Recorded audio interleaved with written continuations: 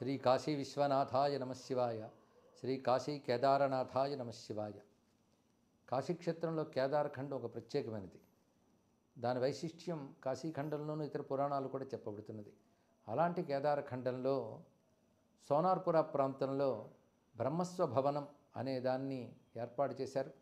అది మహాత్ములు మహనీయులు అయిన శ్రీ బ్రహ్మానంద తీర్థ స్వామి వారి యొక్క సంకల్పంతో ఏర్పాటైనది.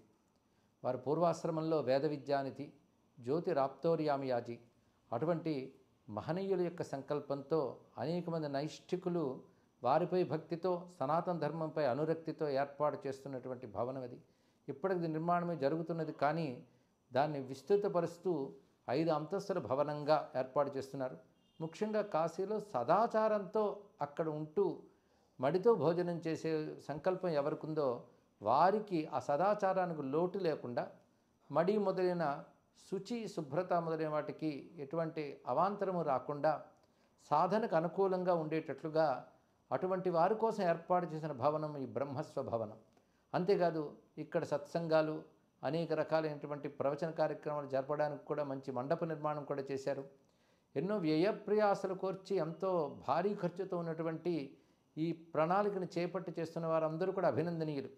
అయితే సదాచారంపై గౌరవం, కాశీక్షేత్రంపై విశ్వాసం శ్రద్ధ ఉన్నటువంటి వారు, సనాతన ధర్మంపై అనురక్తి ఉన్నవారు కూడా ఈ నిర్మాణంలో వారి వంతు సహకారం అందించాలని ఆ నిర్మాణం చేస్తున్నటువంటి ట్రస్ట్ వారు కోరుకుంటున్నారు. బ్రహ్మస్వభవనం ట్రస్ట్ వారు నిరపేక్షంగా నిస్వార్థంగా కేవలం భక్తితో గురువాజ్ఞతో చేస్తున్న ఈ కార్యక్రమంలో ఎవరి వంతుగా వారు చేయగలిగింది వారు చేసి ఈ భవన నిర్మాణానికి దోహదపడితే వారు ధన్యులవుతారు. ఎందుకంటే కాశీలో ఒక వాసం ఏర్పాటు చేయడం అన్నా, కాశీలో అన్నదాన సదుపాయం ఏర్పాటు చేయడం అన్నా అది ఎన్నో యజ్ఞములతో సమానం.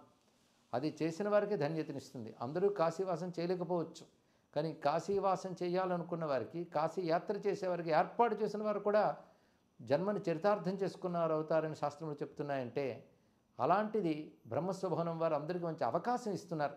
ఈ అవకాశాన్ని అందిపుచ్చుకొని సనాతన ధర్మ అనుయాయులు వీలైనంతగా దీన్ని సహకరించి ఈ భవ్యమైన భవనాన్ని అతి త్వరలో మనం సాక్షాత్కరింపజేసుకున్నట్లుగా చేయాలి.